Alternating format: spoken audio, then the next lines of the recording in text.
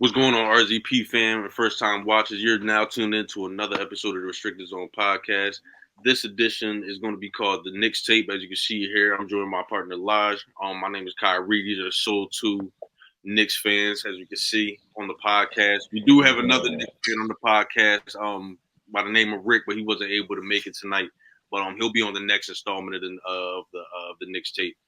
And but tonight is just me and Lij. We're gonna talk the first couple games of the season. um, Thrashed in Boston, came back, beat Indiana, then another heartbreaking loss in playing Cleveland yesterday. So, Lodge, just give me your thoughts real quick on the first little sample size you've seen of our beloved Knicks so far. What you like, what don't you like?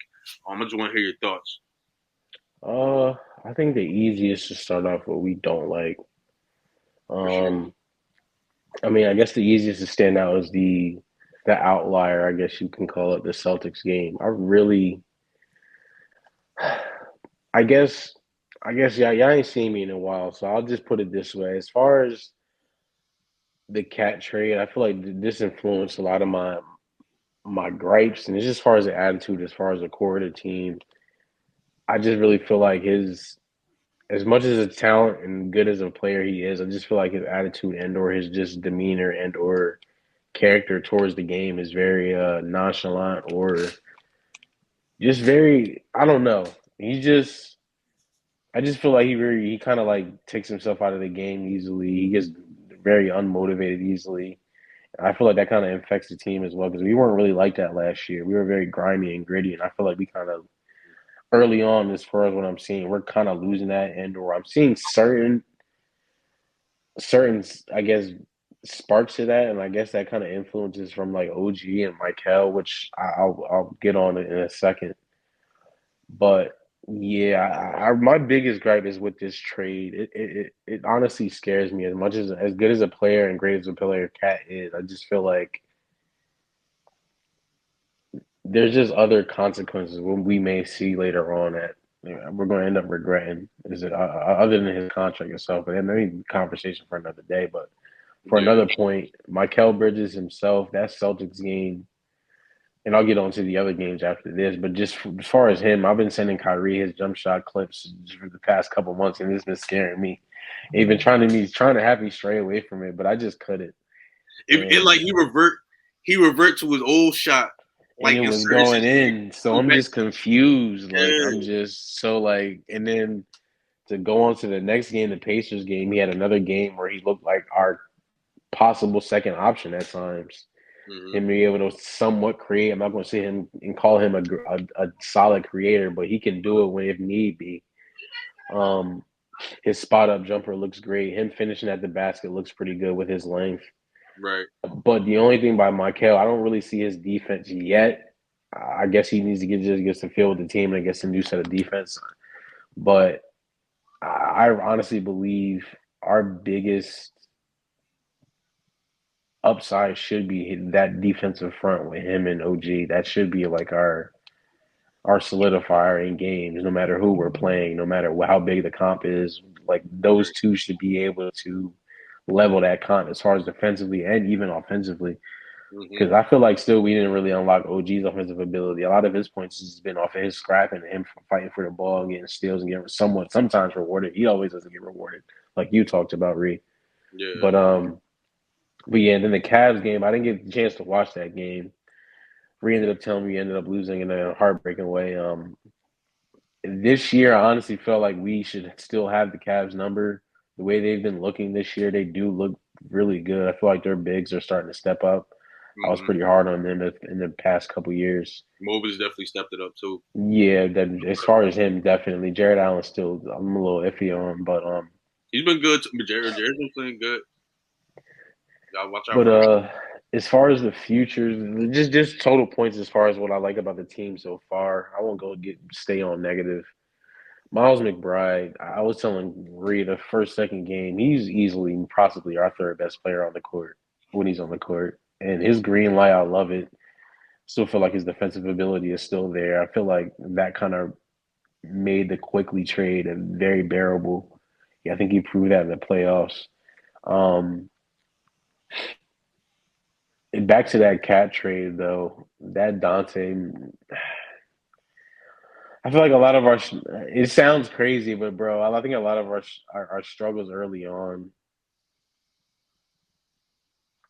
Dante could have kind of honestly fixed that. I wouldn't say necessarily Jules, but yeah, Dante is going to be missed. And we're going to keep seeing it unless another trade happens, which we'll talk about later on. But I'm done babbling though, bro. I'll let you go on with your likes and dislikes of the team so far in this early season. No, it ain't babbling, bro, because we talk a lot. We talk a lot about basketball in general, but especially about our Knicks. And we haven't got a chance to chop it up on the podcast lately. So everything you saying is new, man. Everything you saying is new for to the viewers, and it's original content to the viewers. So I won't speak so much on the trade because I made my thoughts and I made my feelings apparent on the trade a few episodes ago. I'm not a big fan of it for a lot of the same reasons you are, and I think we could have kept Julius Randle and been just as competitive, if not more competitive. But I won't stay on that. Um, One of my biggest gripes so far this season, and it seems to be something that you brought up as far as like our grittiness and our toughness, bro. Like it's just not there. Like that scrappiness, Mm-hmm. that like a lot of it's just not there, bro. Like it could be like it's a lot of reasons we could point to that. I Heart not being there. Julius Randle, a lot, even though he gets a lot of criticisms, one of the things that I did appreciate him, I'm sure you did too, and other fans did as well, is that he competed on the boards and he was aggressive Mm-hmm. when it came down to it, whether it needed to get a rebound or to get an extra possession on the offensive boards, and or to get whether to just to get a point in a bucket in the paint. Like he was Sure. aggressive, and we don't got that from Cat. And defensively, we haven't looked really in sync at times. And that Boston game was a historic game, bro. Like they went crazy. Like it was nothing we can do. It was nothing. Bro, I was telling you, it felt like Tatum left that game scoring 50, and then he even scored 50, bro. They came out with a statement, bro. They got the rings, but it was just like, no, we're not satisfied. Like Jaylen Brown too. He started off the game on Brunson, defending Brunson. I was like, yo, it's gonna be a long night, bro. And it was because Tatum had it clicking. They didn't even have Porzingis. Derek White was doing his thing. Drew Holiday was doing his thing. Jaylen Brown Yeah. had it clicking. It was just a bad game, bro. And and it could have been worse, but if they weren't trying to chuck for that 3-point record, I think it was all time threes made in a game or something like that. But Yeah. it could have been way worse. And that game was the biggest highlight to me of our defense, like defensively, what we look like with Cat now. A lot of Yeah, that slow. wouldn't have necessarily happened last year to me, low key. No, especially with iHeart and stuff like that, able to switch out like with a healthy team, like all like that defensively, bro. That team last year was all in sync, and everybody like Josh Hart filling in the gap, stuff like that. Mikal would have been doing the same thing if we still had Dante. Would have been doing the same thing, but that's just not there right now. We don't got guys flying around and filling in gaps, and that led to a lot of open threes. That's still leading to a lot of open threes, a lot of bad closeouts, and that's been my biggest gripe because as a fan, I don't like bad defense, and I know it's hard. Like with the way the game is ref today, and the way the game is whistled today, like the lack of like physicality you can have. But our team last year had the perfect balance of physicality and not having that lead into foul trouble. Yep. So with that, Despite us having Mitch. exactly, and Mitch was actually good when it came to fouls at a lot of points last year. He didn't have those same struggles, but we don't have him healthy this year, and we're still trying to find that backup big that can kind of fill in the rotation a little bit more, which will lead to another one of my gripes, but also something I'm excited about. Another one of my gripes, Jericho Sims. You know that's our guy, bro. Like I still remember texting you, watching him his freshman year at Texas. Like, yo, you got to keep an eye on him, dog. He's just got rim runner all over him, but he just never developed. He never got nothing different. And you seen the clips over the summer. He's shooting jump shots. He's shooting little baby hooks and whatnot. Like, it look like he's trying to add to his offensive game, but it's just like that's not what we need you for.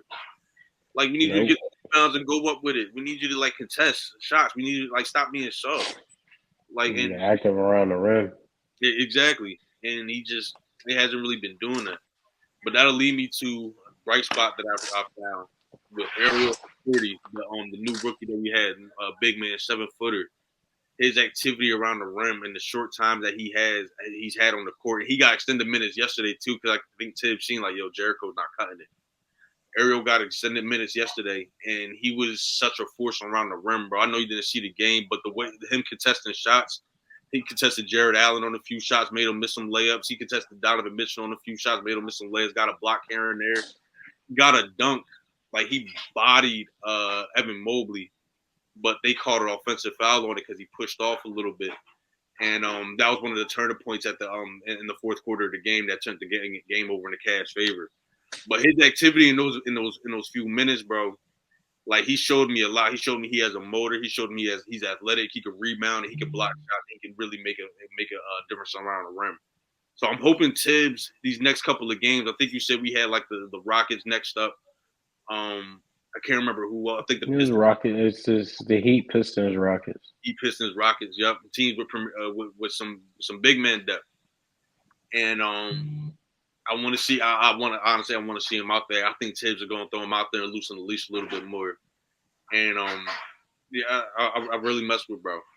And I want to something else that I really liked is something you touched on too. With Deuce McBride. Deuce McBride came out in that first game gunning, and was not missing from three whatsoever. Was locked in. Was doing his thing defensively, and he's kept that up in Indiana and in Cleveland. Mm-hmm. I want to bring up something that you brought up as well. As far as him being our third best player, do you think him having this breakout? Because we was talking about it before the pod, but do you think him having this breakout will lead to him being like tossed around the trade bait a little bit more, because he was in the rumors over the summer? I want to hear your thoughts on that. So, again, like I told you before we started, I don't want him to go, but it will come to a point in time, depending on how good he's going to play or will play, and what we may need priority-wise. We may possibly get another guard in the process in getting him, depending on how good he plays. Right. But it may have come in time to where if we really need to make that change as far as person identity-wise for another big man and possibly another 3-and-D guard or another playmaking guard as far as his ilk. But I don't know, bro. I don't see it, and I'm gonna tell you, like I told you before, the only way I'm satisfied we get rid of him is if we say we do like a Duren trade. Like I really stress us getting Duren. I know, bro, but I don't think that's gonna happen, dog. But then it's like, would you be satisfied with a Stu and Jaden Ivey? I don't think we get Ivy in the process, but a beef stew I'd be happy with, because he brings a lot of that toughness. But I feel like as far as we lose Deuce McBride and only get Stu in the process, we lose a whole nother scoring option off the bench. Yeah, exactly. I don't think that could happen, and that leads to Mitch being like that trade piece, because what it comes down to is we need another big, and Mitch got to go to make space for that other big. But he's diminished his trade value so much over these past couple of years because he can't stay on the floor. Yeah, so that just makes it so much harder in our pursuit for another big man. But again, that's when I kind of circle back around to Ariel Hukporti, the rookie. And I know he's a rookie, and I know he hasn't shown much. But until Mitch comes back at least and shows us what he can do, I honestly think that's the guy we got to roll with, bro. I feel like there's no other option the way Jericho's been playing, unfortunately. How do you think Precious does when he comes back from injury? Do you think he helps out with that defensive tenacity and that? I feel like he does that easily. I just feel like at times I feel like I don't know how to explain it without feeling like I'm slighting him, because I like it, but there's at times where I feel like he embraces that OG kind of role, and he'll have his moments where he'll have the ball in his hands on the offensive side of the ball, and he'll just kind of just get going in the zone, and he try to take his own little move, and it just don't work out. Right.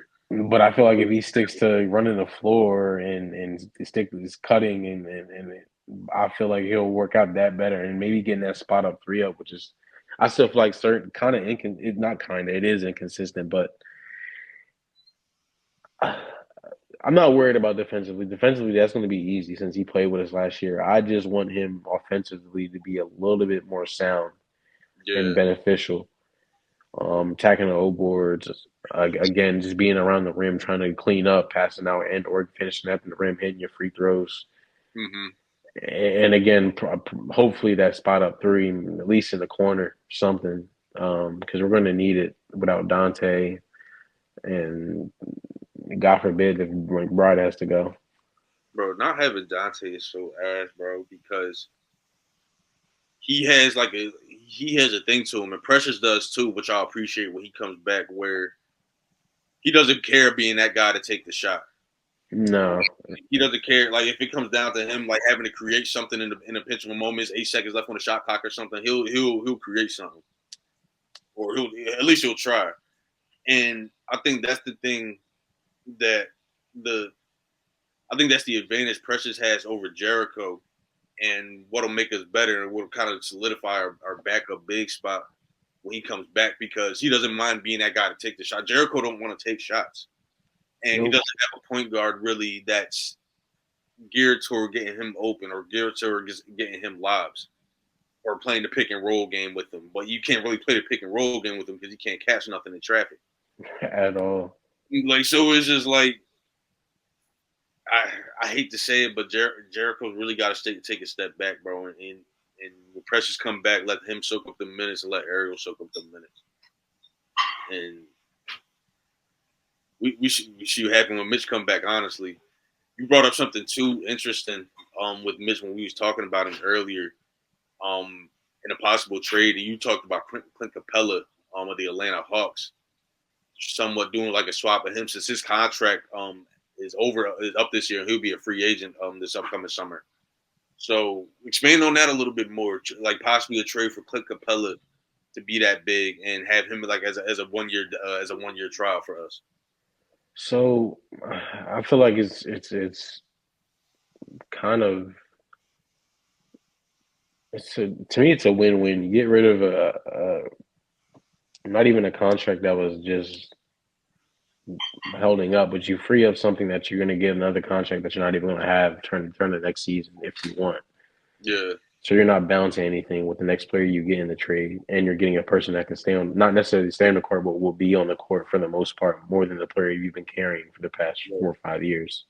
Mm-hmm.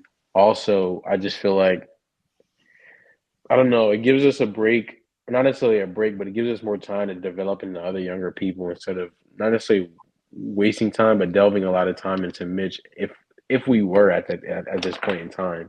Yeah. Um, for guys like Hook Porty, like you said, Pacone, like you big up a lot. Mm-hmm. Um, and it's just again another player that's been around. He's guarded a lot of premier bigs his entire career. He's had a prime with James Harden in Houston. Yeah. At one point, he was an easy double guy. I feel like he can be an easy 8 and 12, 8 and possibly even a nice 10 and 10 easy off the bench if he's able to be inserted well, and I feel like he will considering his experience. But yeah, if we're not able to get like a guy like Isaiah Stewart, Jalen Duren, I feel like he'd be the option to where we're not tied down to anything. We can easily move on from that after we have a full season with Yeah. this newly developed team. Um, but yeah, that's probably like I just said, Stewart, Jalen Duren, Clint Capella. You bring up Steven Adams. I like that, but it's the only thing that's coming off the injury. Mm-hmm. Um, yeah, that's what I feel like our only options are at bigs that are even doable and or I feel like that will work. Be able to plug in and get what we need out that we're missing. Not necessarily missing from Mitch because Mitch when he's on the court, for what he is, Mitch is damn good for what he is. I always tell you, bro, when he's the best offensive rebounder in the league. Yeah, easily. So it's just like, and maybe we'll miss that with the next player we get, but we just need a person we can keep on the court consistently. Yeah. It's just it's getting to the point in time. This team is filled up to the point where we don't have time for that anymore. Yeah, It's and just not having Mitch available, then not having him available sucks, bro, because we rely on him a lot to when we do have those defensive breakdowns on the perimeter. We rely on him a lot to make up for that. We rely on him a lot to get those second possessions when we need it. We rely on him a lot to get the D board, the defensive boards when we really need it. So having him available for a stretch of games and not having him available for a long period of time is super frustrating as a fan. And I really like Mitch, but and I don't want fans listening or out there to get the impression that we just want to dump Mitch because we don't like him or nothing. But it's just like you said, like he can't stay on the floor. And I think to really upgrade, to really get something, I guess, in our opinion, it sounds like to really get something out of that cat trade that we had made, to really get something out of that, we got to get something. We got to upgrade the big spot as well to really solidify that, to really make that, I guess, like complete. Because between having Mitch not available and then losing Hartenstein, we're missing. We missed that a lot. We missed that. Too much. We're missing out on too much right now. Way too much. Like, and granted, he's hurt right now, so maybe that's something he saw in the long run. Maybe he is a little bit injury prone, but we miss having him bad, bro. Like offensively, him being able to connect us, to be able to make those passes from the middle of the floor, yeah, be able to get offensive rebounds and kick out. Like we missed that floater. The way hit the little floater, like we missed that a lot, bro. And losing him really ass. It's gonna be a long season. Yeah, I think we're gonna be good. I think we're gonna be good. Like I think we definitely gonna be top 3, top 4. Like barring no injuries or nothing like that. Like I think, like you mentioned before, Mikal's got to keep that groove offensively that he seems to found, and find his way defensively to pair with OG, because OG's been doing his thing defensively. Like yeah, I still haven't seen the Mikel we know as far as defensive wise. He looks a little. I don't know how to explain it, but he's not what I'm used to seeing. Yeah, he look a little passive, and a lot of those late closeouts, it could be still like new guys trying to learn how to play together. Feel me? Right, like I said. Yeah, but like a lot of them rotations, yeah, it definitely like that. But another thing that you had spoke on that too, that I think is also going to be beneficial for us down the line, and I see him like getting into his own, is OG offensively, because I mentioned to you before, and you brought it up a little, that I don't think he gets rewarded for all he does defensively, bro. The pass deflections that soaks up time, around guards on the perimeter, switching, fighting through screens and whatnot, getting knocked over, diving on the floor. Like OG does so much for us, bro. And I think he needs to be throwing a bone a little bit more. I think he should have plays drawn up a little bit more to get him those post touches, because he's shown that he can hit that little mid range pull up. He's not just a spot up shooting 3 guy on offensively. At least I believe. Yep. He does. His handle's not all the way there, but we know that. We know that already. We got to get him like plays where he can get 1-2 dribble, pull up, 1-2 dribble, get to the lane, and get him involved offensively a little bit more, because we've been like, again, it seems like new guys learning how to play together, but the overpassing on offense, like just the constant swinging around the perimeter, like it soaks up a lot of time. Then we got to chuck up. I've seen like 24 shot clock violations, just bad shots off of it, just because it's bad timing. But yeah, I think that's all going to come together a little bit more down the line as these guys learn how to play with each other a little bit more. But I also wanted to bring up this. How do you feel about campaign as a little spark plug off the bench for us? That also scares me. It was killing us in the playoffs last year. I like it, but it scares me as far as Deuce. I feel like we may get complacent and feel like we can move on from Deuce and or be okay with letting go of Deuce since we have him. I do like it, but again, it just makes me fear that we get comfortable with him and feel like we can move on from Deuce and or trade him for a piece we feel like is more valuable or would benefit us more.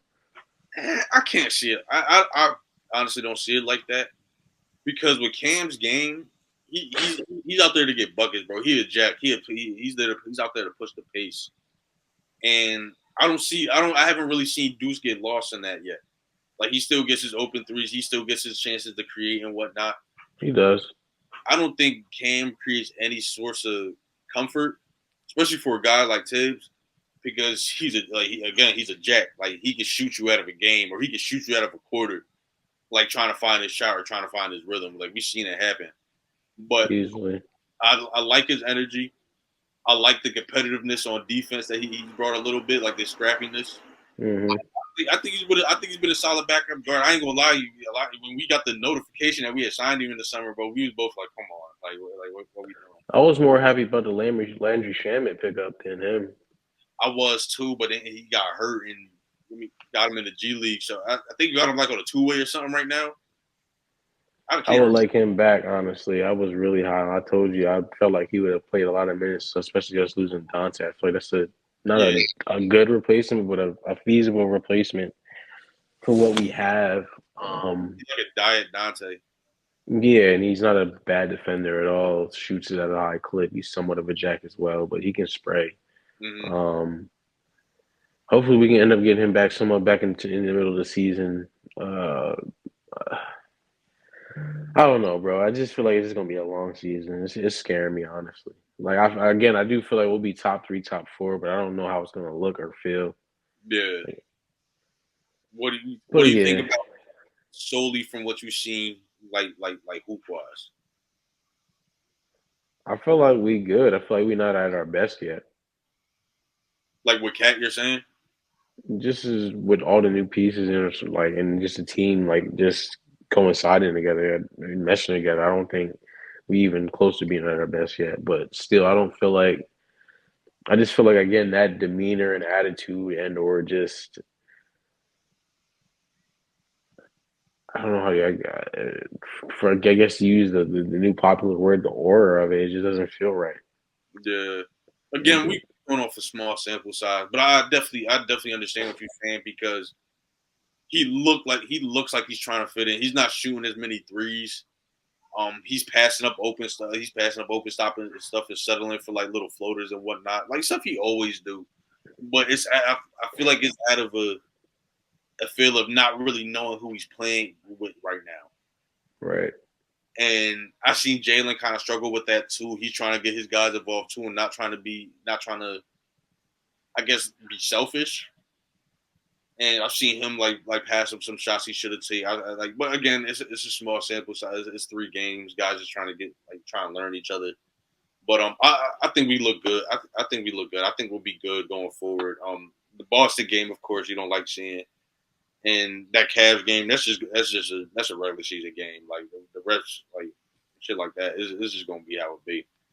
But I want to talk the next couple games that you had brought up earlier that we have coming up, and wanted to kind of touch on those matchups. And ultimately, we're gonna give our predictions on our record those next 3 games before we circle back and give you another episode of the Knicks tape. So go ahead, Lodge, bring up the next game that we got coming up and think about it. So Monday, 8:45, we got the Heat. Was that again, my fault? Monday, 8:45. Okay. I, for some odd reason. All right, so I'm gonna start off with our 3-game record. I feel like we should go 2-1. Ideally, I think 3-0 is plausible, but okay. I'll talk about the game I feel like we're gonna lose. Yeah. I feel like these next 2 games is they low key clear cut to me. I don't like the way the Heat look. I feel like again, Jimmy is back into that. I'm gonna just kind of coast and trying to turn up in the playoffs, and I feel like I feel like the organization knows as well. If he pulls that off again, I don't think that's gonna work. No. The Heat, we'll talk about that on like another like hoop episode, but the Heat got a lot to look at. They do. And they're somewhat close to a whole fire sale, low key. Yeah, I think so too. But yeah, we'll go on a tangent about that. But the Heat game probably scares me the most, honestly, because I feel like that game could get out of hand if we're not on our 1s and 2s. But I do feel like the way Bam is offensively, they still don't use Bam offensively how they should. I feel like they're back into that mode again, which I thought they weren't going to be. Um, I still feel like that's a winnable game. That's that's a Michael OG game. They need to shut those wings and guards down on the perimeter, Mm-hmm. limit their open shots, make them work for their buckets.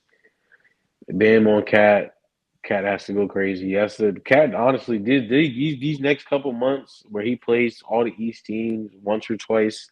You gotta make a statement. Yeah, you got to let it be known. So this is a game right here where that needs to happen. I'm expecting big from him this game. Well, tomorrow. Well, no, why did I say Monday? It's tomorrow. The game is tomorrow. Sorry. Yeah, I was thinking. I'm like Monday a little far. Like, Sorry. It's the Heat game is tomorrow at 7:30. My apologies. I'm thinking about the last game is on our last game is on Monday. okay, Um, but yeah, I really feel like these next two games, which is the Heat, and I'll get on to the next game. I feel like these games should be gimmies. Not gimmies, but the first game is not a gimme, but I feel like this is a game we need to win and should win.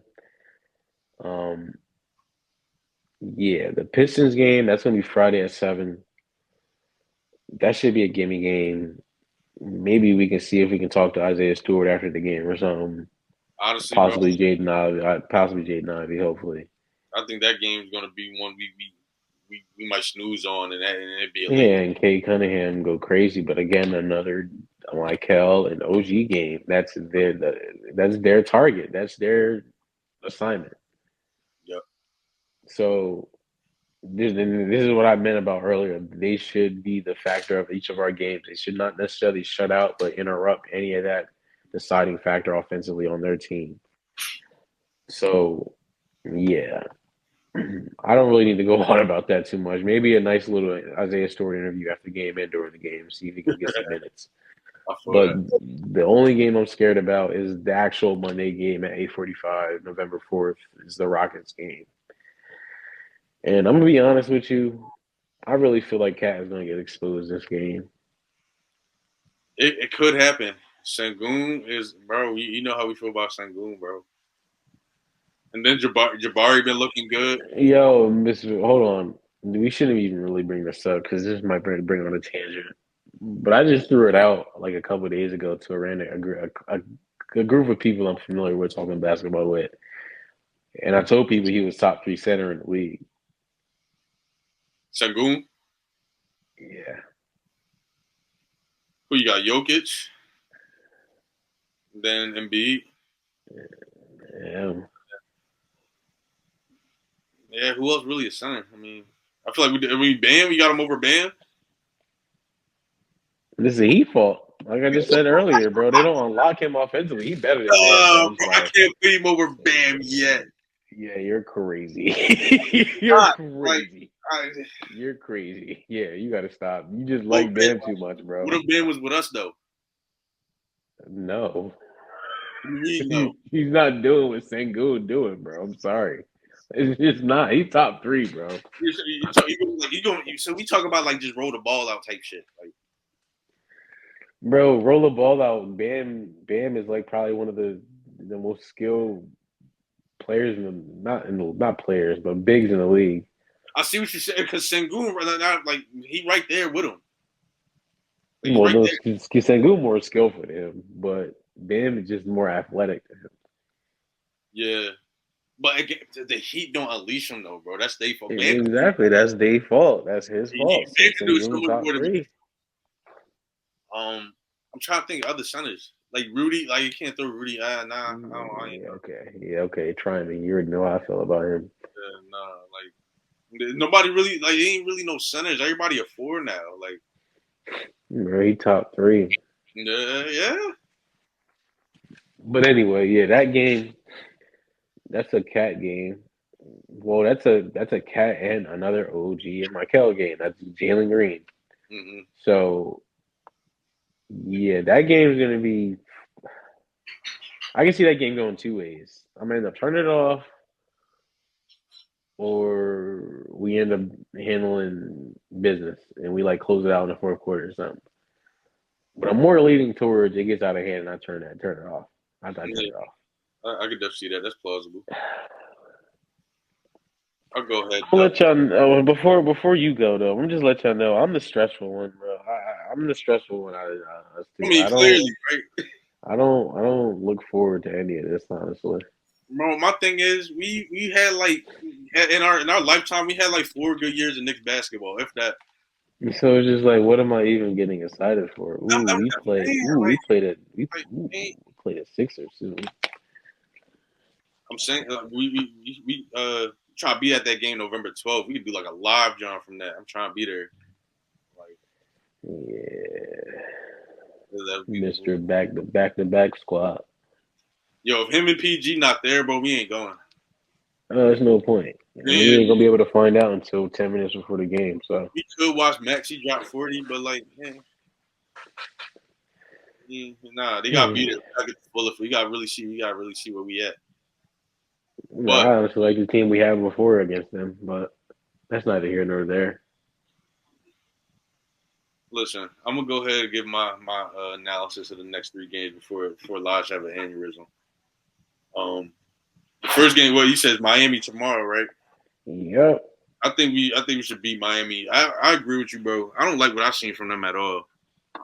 We watched that first game. They played Orlando. They let Paolo go absolutely bananas. And their wings, and Jalen Suggs, who, bro, I was trying. We talked about him. That's another tangent waiting to happen. We'll talk about that in another episode. Yeah, he looked good the last game I saw. Him, Franz, and KCP defensively did their thing. Jimmy was a non-factor. Bam was a non-factor until the end. Like it just looked bad, and like Jovic really, like the guys had Jovic had to step up, Jaime had to step up. Like they not looking good whatsoever, bro. So I think that's gonna be a dub for us. Like you mentioned, that's a cat game right there. He's gonna have to really set his tone and make his mark playing against Bam, especially since you're gonna be seeing him 4 times a year now. Mm-hmm. I think that's a game we should win pretty handily. I'm not gonna lie to you.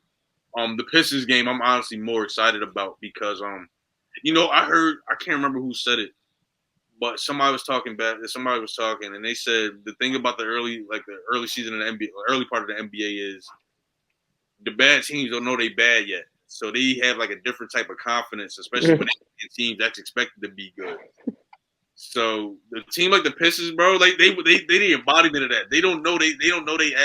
Yeah, you see they don't be wearing gear on the court no more. Everybody gotta be No, Biggerstaff was like, no, we not niggering up in here, dog. We got clean shit up in here. We got clean shit up. Yeah, And I respect it. Like, I like that. Like bringing some type of structure. You got to think everybody in there born in like 2002 and whatnot, bro. Yeah, except for Tobias, but man. Timmy. Like they got some vets in there this year, which is a lot better. But I feel like I'm missing somebody too, vet wise. But they got a bunch of young dudes in there, bro. And Bickerstaff, we talked about it before. He should have never left. He should have never been fired from the Cavs. That was just drama right there. I think he's a good coach, and I think he's going to turn things around in Detroit. But they young guys, bro. That's who we got to keep an eye on. Jada Ivey's been looking good. Kay Cunningham's been doing this thing. He's going to do. He's doing around the rim. That's going to be a team, like I was just telling you, bro. I think we're going to have to really buckle down. And like you said, McKellen and OG is going to have to do their thing on the wings and do their thing on the perimeter defensive-wise because those guys can score. They can heat up in a minute. Yep. You know, that could easily become a game that gets away from us. We find ourselves in the fourth quarter down 4 with 3 minutes left, and it's just like, yo, like what the hell? We supposed to have our starters on the bench right now. But we'll see. I still think we win that game, though. So far, I got us going 2-0. And then the Rockets game.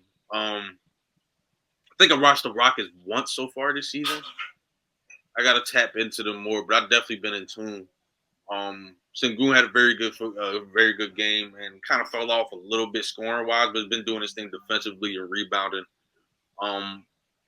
If they find they stride, like they find some type of consistency towards us, like you said, bro, this shit it could get ugly because they got a vet in Fred who can score, who can do his thing. He's been around the block and he's not afraid. And then Jalen Green, you know he's gonna pull and he's a volume scorer. If he got it going, he's got it going for the night, bro. And it's gonna be that, and he can take the crowd away at a snap of the finger. Exactly. And that's the type of team that takes our crowd away too, because they're exciting to watch. You got high flyers, Jalen, Amen, Jabari, Tari Eason, guys that can finish. Well, they at home. It's a home game too. These next 3 games all the way. Yeah. See, Miami, I still got it though. But I still got it's gonna be our fans there in Miami. And, but as far as back to Houston, um, I still think that's gonna be a tough game. I think Sengun's gonna do his thing against Cat because Sengun is very good against zones. He just struggles against guys that's a lot taller than him. Like he got shut out by Wemby a few nights ago. Like he just struggles against guys like one on one that's a lot bigger than him. But against zones, bro, he's gonna post up. He's got that step back. Mm-hmm. He's gonna find guys cutting, and that's that type of team where they play so fast and they move the ball around so fast. And Sengun's like the middle of that. The way our perimeter defense looks now, I could definitely see us looking discombobulated and being late on the closeouts. Yeah, Being fast. stuff like exactly being late, getting back. So that's definitely a game. I could see getting out of hand. And I probably have to agree with you. We'll probably drop that one, especially it being a road trip. We'll probably just be it'd probably just be ready to get back home at that point. But yeah, I got them going 2-1. I think this is a good stretch of games to test us, even though we mentioned a few teams not looking too good and frankly not projected to be good in general. Mm-hmm. But like you mentioned, bro, with the matchups as far as Bam or Sengun, on the wings with Cade and Jaden Ivey in these next couple of games, I think it's going to test us a lot and show us who we really are because these games got a lot of potential to get out of hand. Yep. But before we chop it up, you got anything else you wanna throw out there about it? Anything else you wanted to chop it up about? Nah, bro. It's just I was so much more excited to come back and do this with the pre-trade, y'all. It's not even funny. Like But it's just bro, not even and funny. I gotta get on you a little bit though because I was telling you for the longest, bro. Appreciate Jules while we got him. Well, I didn't want to hear it because I wanted like I marketing know or you thought we could trade him for like Laurie or something, but Ainge was not going for that. He was not going for that, bro. And but it's you gotta appreciate what you have. You gotta appreciate what you got, bro. And Jules looked good in Minnesota so far. I said it on a few episodes ago. I like the I'm fit. just watching him, bro. I still am technically. Um, yeah, I think you watching the Mavs and the Wolves game now. He playing good. Yeah, he's looking all right. I don't know his box score. I'm going off the eye test. I keep popping in and out, but he doesn't look See, bad. I'll say it again, bro, and I keep saying to tell Cap me otherwise. I don't think we needed to make that trade. No, we could have just because Jules would have been a free agent after this year, correct? I think that's after next year's, but he wanted an extension too. So Yeah, that would end up him leaving if we couldn't work nothing out. ain't that what Brunson took the cut for though? I Like to think get him, Brunson took the cut for just in general. I don't think it was just necessarily for him. not just for him, but for them to get his Nova guys, and for Julius to get extended. I don't That's want what to talk that's what I about thought it it. was. I I don't don't know, want to talk about it. but yeah, that's a whole other can of worms, bro. I wish he was on that episode. We talked about it too because like This team is so depressing. it's it's not though, bro. It's just we lost key pieces.